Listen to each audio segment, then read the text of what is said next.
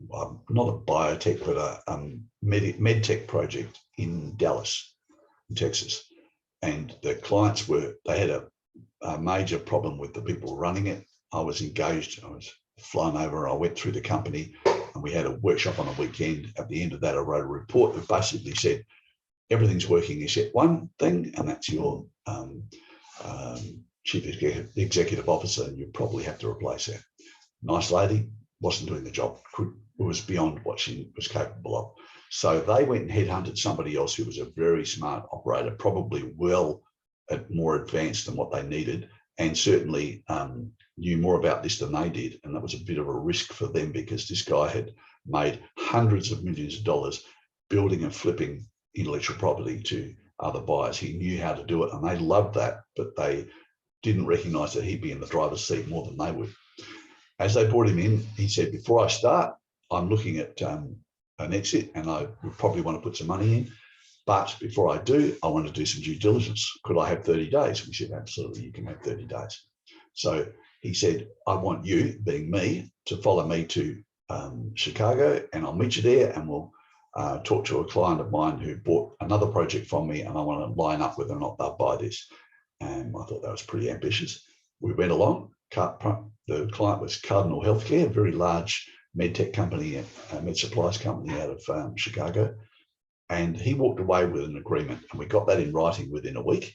That agreement said, if you build this to more than $100 million, I'll give you $5 per dollar earned, and I will do it all if you can get this done within 4 years, not beyond 4 years, because they couldn't plan beyond 4 years for their acquisitions. So this was the vice president of acquisitions giving him an opportunity to jump in and take the project out. So he came back knowing this. We flew back to Dallas. The owners of this company were actually in Australia, and he was on the phone to them at his hotel room in Chicago before we left and said, yes, I'll go ahead and buy, put me down for this, send me the paperwork. He had signed the paperwork before we got back to Dallas, before I'd actually submitted a report. So he was a very smart man.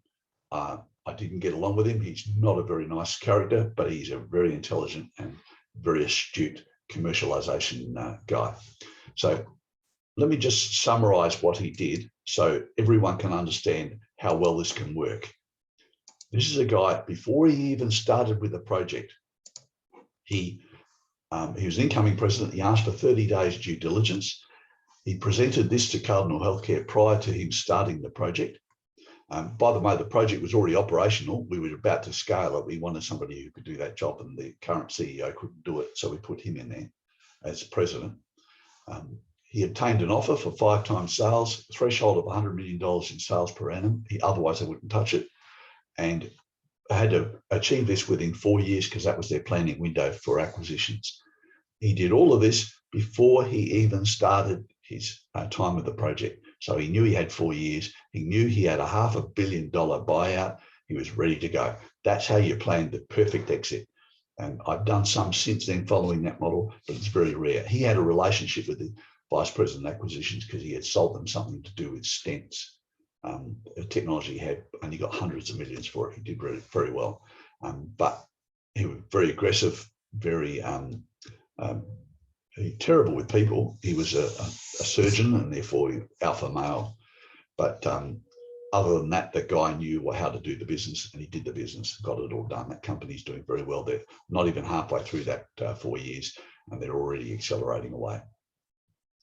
Okay, so that's that video now. I'm going to jump to the next one, and we'll now then go through how we look at exits. So see you on the next one.